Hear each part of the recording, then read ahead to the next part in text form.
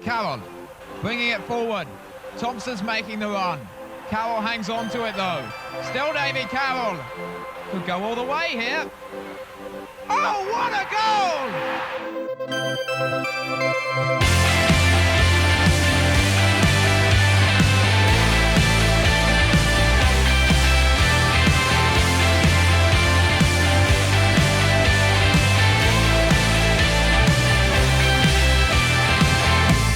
Hello, I'm Phil Catchpole and welcome to Ringing the Blues, the official Wycombe Wanderers podcast.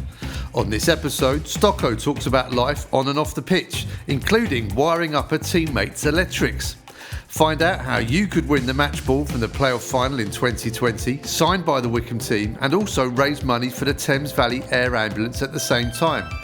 Plus, we catch up with our development squad coach, Sam Grace. But first, I had a chat with Gareth Ainsworth to preview the big game against MK Dons and talk about how his job has evolved over the years. Yeah, I mean, last two games, Oxford and MK Dons is going to be on Saturday. You know, great derbies. They are derbies. Whoever says they're not, they are, because the proximity of the teams. MK really, doing well this season. Surprised a few.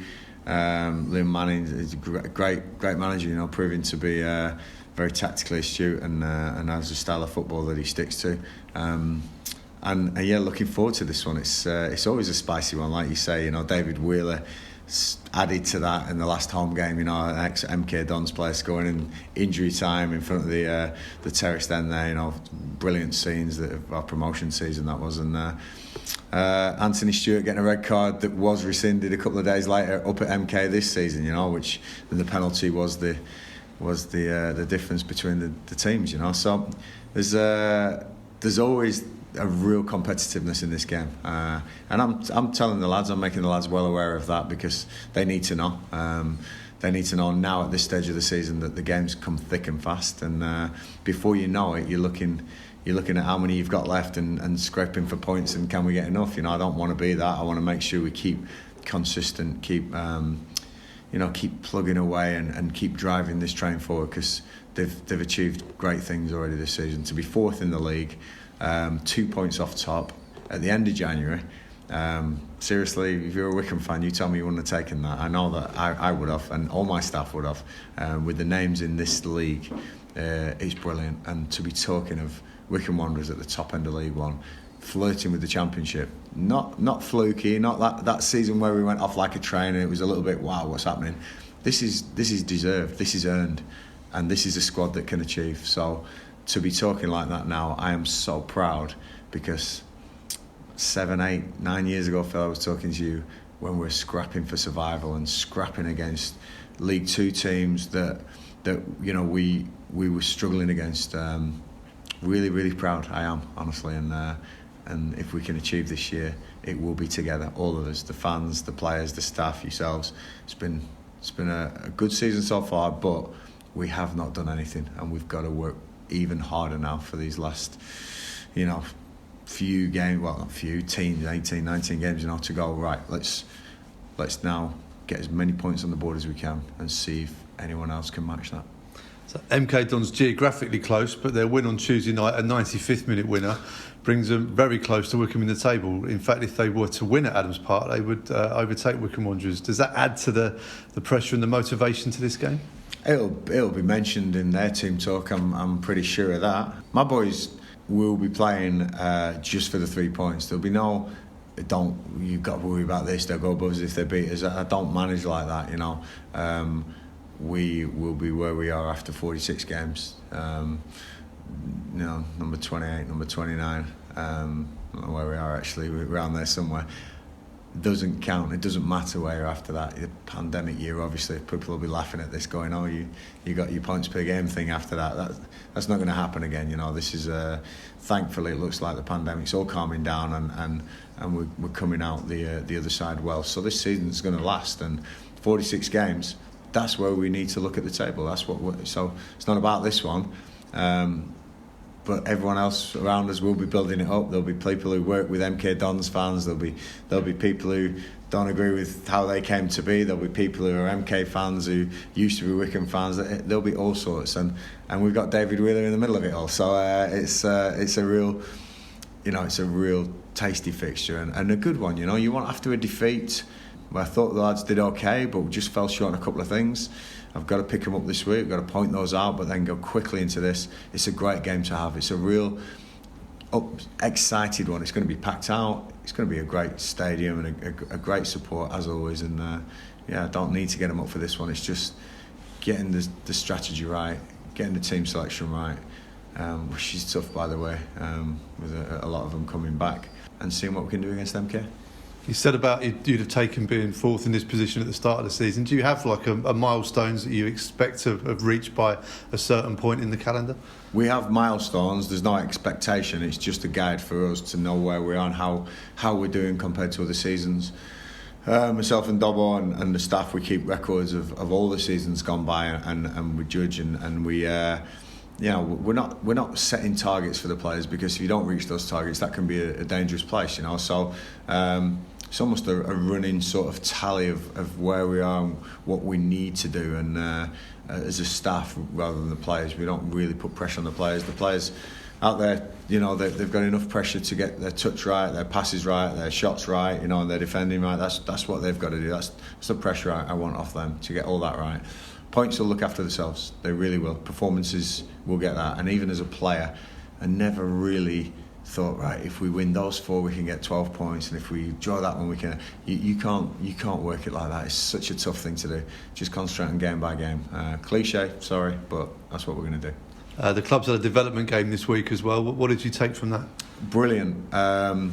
What I took from that was some of the experienced boys really leading the young boys. Darryl Horgan, David Wheeler, Jason McCarthy, really leading those boys, and I think it's brilliant when you've got an international like Darryl on the pitch, and then David Wheeler, championship player, and Jason McCarthy again been sold to the championship, giving everything in this game. Because honestly, over the years, you look at these games sometimes and they're classed as reserve or a second team fixture. The amount of people you see, I don't want to use a rude word here, but not giving it their all on the pitch because they think they're in the first team or they think they're this. I had 3 there that were driving and pulling the young boys with them, and usually it's the young boys with all their enthusiasm, but they were going, come on, this is what we do here. For me to see that just shows that we've got it right here. We really have. And then Sam Grace and Matt Bloomfield took the game. I stepped back, but I'm thinking Mamete, Farino, Pendlebury, 3 names that have really made an impact in our first team from a group of trialists that Sam put together, and they've come in and we've gone, yep. They've made an impact. This is working. This development squad's working. It's still in the early stages, but I think there's quite a few scouts there, quite a few non-league sides looking at our players. I think we've secured a couple of loans, fingers crossed, for these young boys who can go out. Connor Parsons was out, Malachi Linton was been out, Max Ram's out. They're all learning and they're all experiencing first team football. It's a really good model, but it's our model. Don't want to say it's copying Brentford's B team or we're trying to do this academy thing. We're not. We're doing it Wycombe's way, and I'm really proud of that. So to see those boys performing and being sort of drove on by these 3 experienced guys who could have said, I don't even want to play. They were there going, I want to play Gaffer, I want to and it was brilliant. We got beat 2-0, of course, but that second half, when they put it right at half time, that was good to see, that progression. And so really proud of those, proud of the first teamers, and proud of the young boys as well. It's a great facility for you to have, and it wasn't that long ago when you were having to put the boots on yourself to make up the numbers and to get an 11v11. Yeah, and we have Long Crendon coming up in the Barks and Bucks, and I think years gone by I'd have been a shoo-in for that game, but absolutely not this time. I've been joking with the staff upstairs.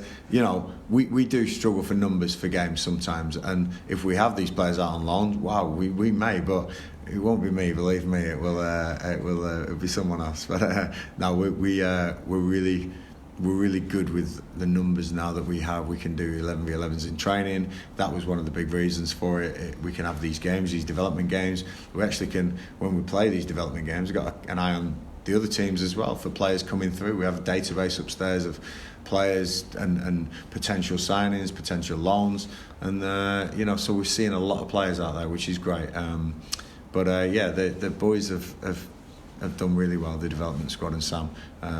Proud of them, and hopefully we can get a few more gems like your Metes and Farinos coming through for first team minutes.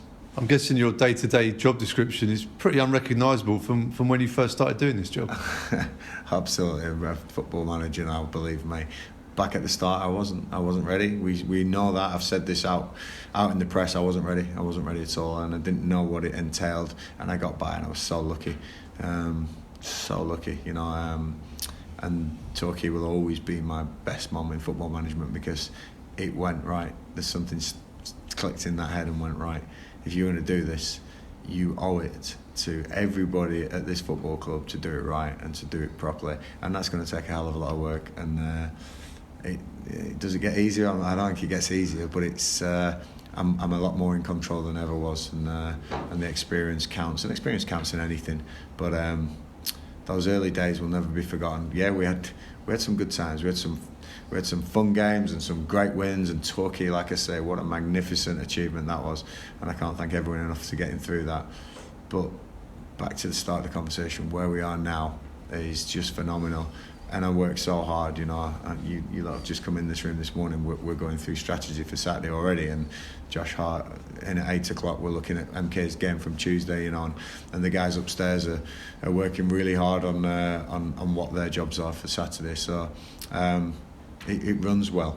Can we improve? Of course, everyone can, but it's great to be on this upward trend, and really proud of what we've done at Wycombe Wanderers so far. Taking a look at your opponents in January must be tricky, especially when it's MK Dons. The transfer window has seen a lot of movement for them in and out. Does that make it harder to try and pinpoint what they're going to do? A little bit, yeah. They've lost a couple of players. O'Reilly deservedly got a big move to the to Celtic, the Scottish Premier League, and he'll be a loss for them. Definitely, he was a great player, but they're very good and very astute in the way they do things. They've signed players to fit their system. There's no way we'll be taking this game lightly, thinking they're weaker. Kind of Wycombe came on the other day and set up an equaliser for them. So we don't want Wycombe to undo Wycombe, certainly. So that story I don't want to be written.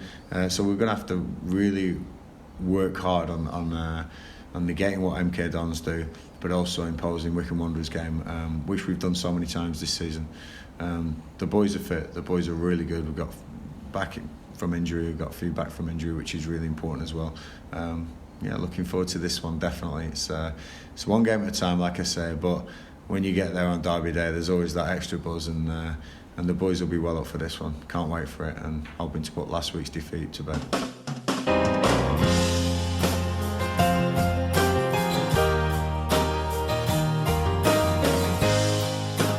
With 10 clean sheets in the league so far this season, David Stockdale has been a key performer in the Chairboys team.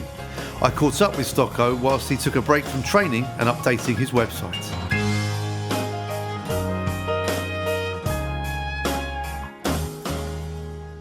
There's been times which you're always going to get that your 4-3, it seems to be Morecambe really, doesn't it?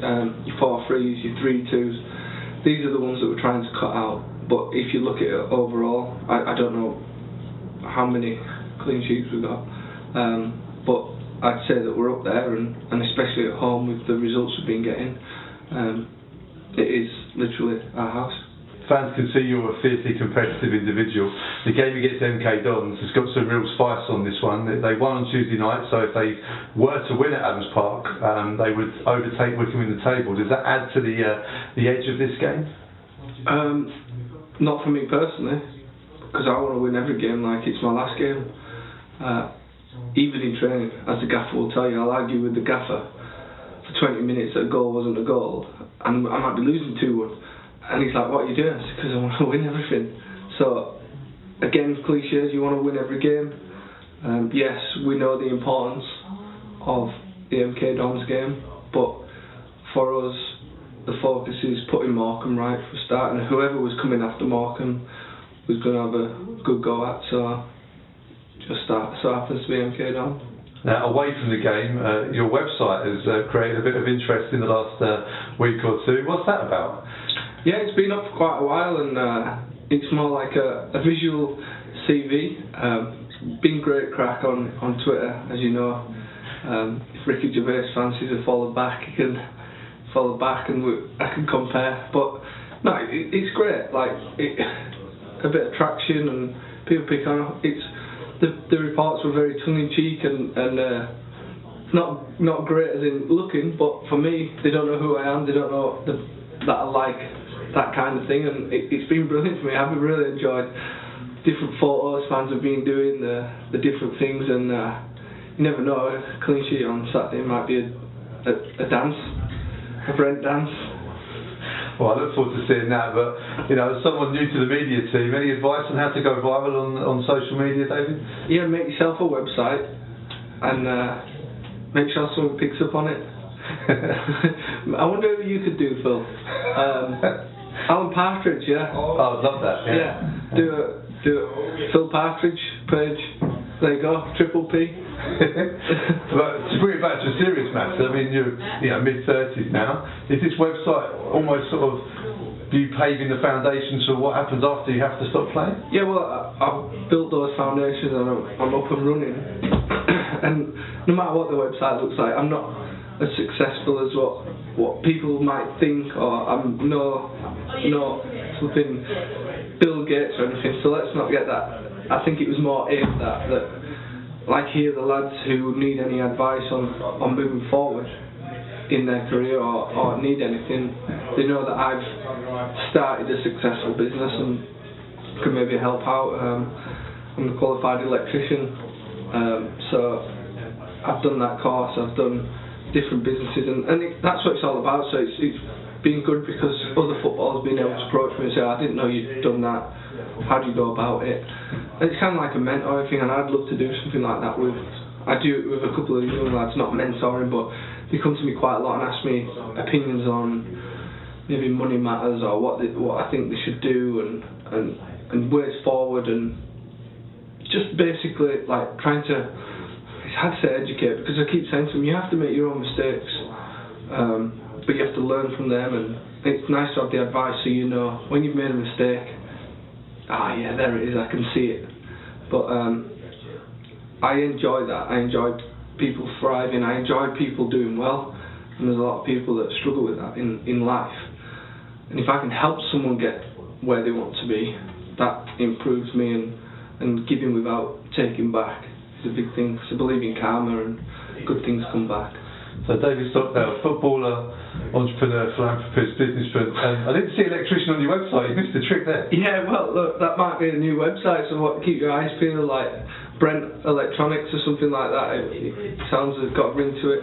I've got a couple of lights that they're putting up, David. I can't find Electrician at the moment. Are you available next week, early next week? I've done all Anthony Stewart's lights in his house when he moved in.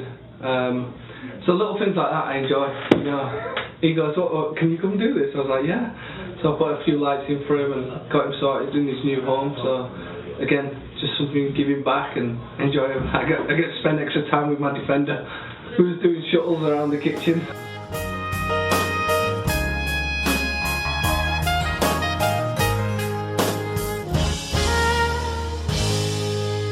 Wycombe Wanderers have teamed up with the Thames Valley Air Ambulance to give Chairboys fans the chance to win the signed match ball from the 2020 League One playoff final, all thanks to the generosity of Chairboys fan Alex Broom. Alex won the match ball in a competition run by league sponsors Skybet, but chose to donate his prize to the local charity in memory of fellow supporter Mark Bird, who died in tragic circumstances after falling ill at Adams Park before the game against Blackpool in January 2020. I caught up with the head of community and events for Thames Valley Air Ambulance, Ruth Duncan, this week, and I asked her how she felt about this wonderful gesture from Alex. Oh, it's absolutely amazing. It's so generous of Alex, and it's been a while coming, hasn't it? It's been sort of 18 months with all the lockdowns with COVID, so we are absolutely delighted to finally be at Adams Park and able to actually do this raffle.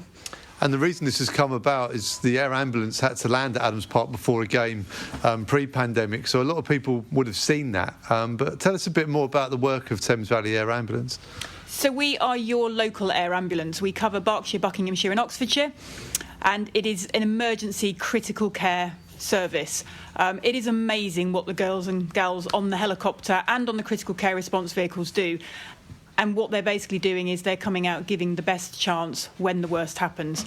Nobody wakes up in the morning and expects to need the air ambulance, but the reality is we're going out about 7 times a day across the region. And last year we went out over 2,600 times. Wow, it must be very difficult to land in some of these locations.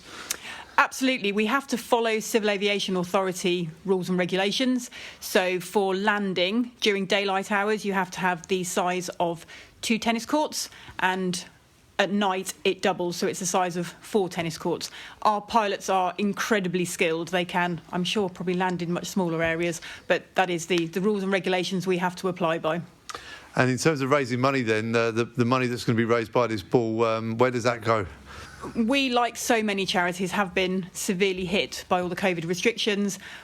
My job title, I do a lot of events, and it's been really tough not being able to get out to events.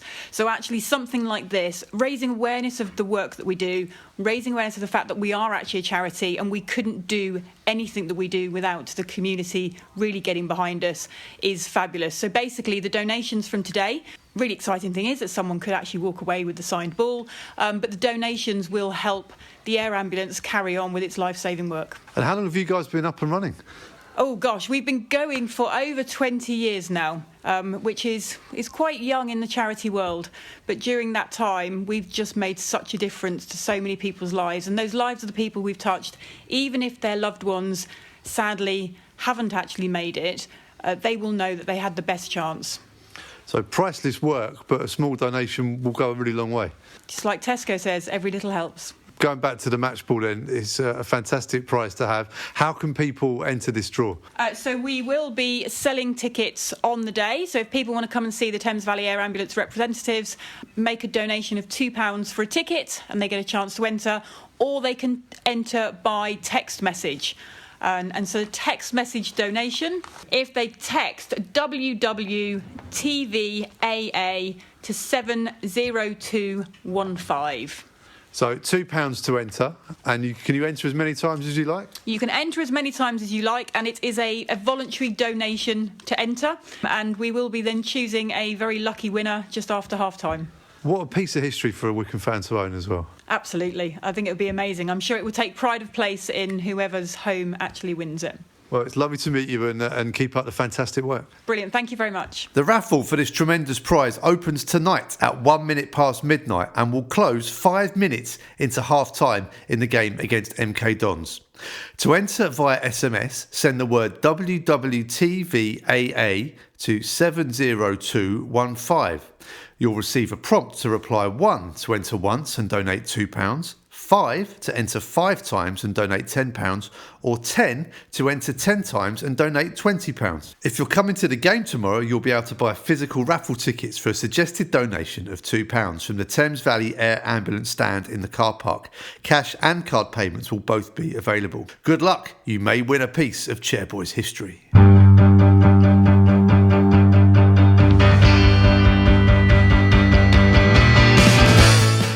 Wycombe Wanderers development team had a behind closed doors match last Monday against an Ipswich Town 11.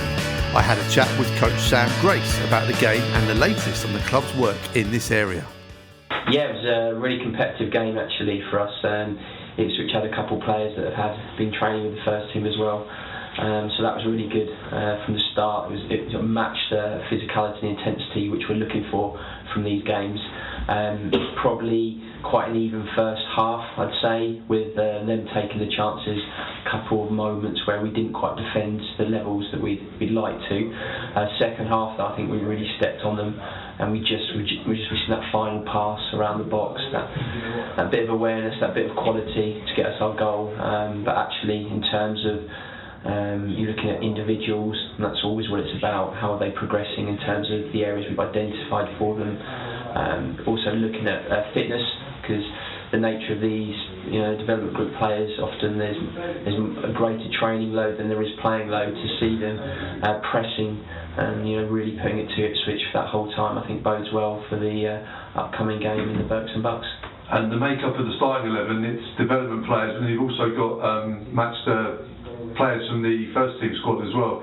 How easy is that to manage, or difficult? Is that a challenge to integrate those players in? Do you know what? I think hypothetically it could be a challenge. You know, here at other clubs, players not wanting to play in those, but it's actually the opposite here. If we go back to the previous one, we actually had to say no to one of the first team players because we need to get these boys minutes.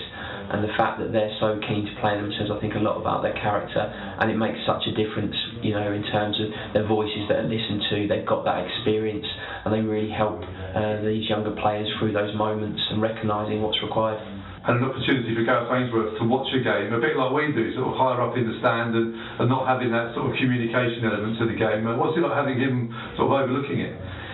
Gaffer's good. He leaves it to you. There's the game. You know, the same as I'm sure he wouldn't want us halfway through coming down and telling him I've seen this, I've seen this. So he lets us get on with it, and then obviously we review it afterwards. Things that we thought worked, things that caused us problems. Obviously go through each individual and how their performance was in the game. Being around the training ground, I mean, what I've noticed over the years is the level of equipment now and the analysis and the opportunity, but obviously at game time gives you all of that footage now. What happens to that footage afterwards? What do you do with it? Yeah, so obviously Josh records the game. So these games aren't, we're lucky that if you played in, for instance, the Papa John's Trophy, they're individually clipped, so everyone can watch every single moment. For these games, the way we set it up with the players is they'll do their own clips. So I want them to watch the 90 minutes and clip the areas they think they've done well in, they have a learning plan, so link to their strengths, but then also they've got 4 key objectives that we're working towards them improving through the season, so they'll look to bring them up. And the reason I do it that way is I think traditionally maybe the coach goes to them and goes, you need to work on this, and shows you the clips, and they go, yeah, okay, I get that. But actually it's quite interesting to see. I want to know what they've seen, what they've perceived in the game. So we do it that way round, and then if there are any others, I'll drop them onto their clips, and that will go up on, we have a system called Huddle. So all the coaches, all the members of staff are tagged into that, so they can have a look for themselves, see what the coaches are. So if the gaffer thinks that, let's say Ollie, there's an area that he was looking at, he can quickly go and look at Ollie's clips and get an understanding of what he's put up. And you mentioned the Berks and Bucks Cup. A lot of the older fans are very excited that Wycombe are back in it, long Crendon away in February. But for you, it gives you a competitive nature to these games for the development side. Yeah, I think generally these players will have played academy fixtures predominantly, and whilst there are cups within that, probably not with the same amount of fans. Maybe the FA Youth Cup has given that. So I think for them, playing with a little bit of pressure, whether that be internal or external, is an important part of their development. Alex Rametti, Chris Serino really making a mark now on the first team squad on a match day. Is that helpful for you now when you're trying to attract players into Wycombe Wanderers, into the development system, and also to the players already here that are working hard? Are they your poster boys, I guess? Yeah, the word is definitely spreading. So obviously people contact us now and they go, listen, we've identified Wycombe. So often you'll have players that are in the club, and the good players, there's just no pathway for them. So they recognise you come to Wycombe, you train with the first team, there's no separate B team, there's no under 23s, you've not got to impress another coach before being seen by the first team manager. And they see the likes of Anis obviously last year, Chris this year getting opportunities. I think that's great. It shows the faith the gaffer has, that there's 2 different positions. Because sometimes I think it's easier to play an attacker. If you're 3-0 up, you bring on a young player for 15 minutes, you expect to still win. As a defender, it can be different. If you can't physically deal with who you're up against, you're going to get targeted, and sometimes it's a lot harder. You don't put on the centre back for 15 minutes at the end. In terms of those 2 within the building, very keen to learn, very honest when they're praising themselves. They don't hide or try and shy away from hard moments, and I think their confidence has grown, and it does spread to the others and go, that can be me. So yeah, it's looking good. Something I picked up from in your interview with the excellent Wycombe fans in the Wanderer is the name Development Squad. That carries a lot of importance to you in terms of what it means. Can you explain a bit about that? Yeah, so I think when we started, obviously you're trying to let people know that we've added an extra layer to the squad.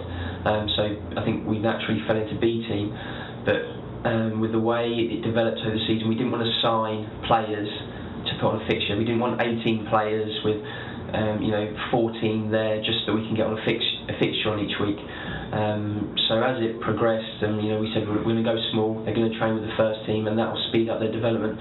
We realised we need to change the name, the development group, so it shows that you're in the first team environment, you are part of that squad, and you're still trying to push, and you want to get to an established first team squad player, but you're not separate, and that's really important for us.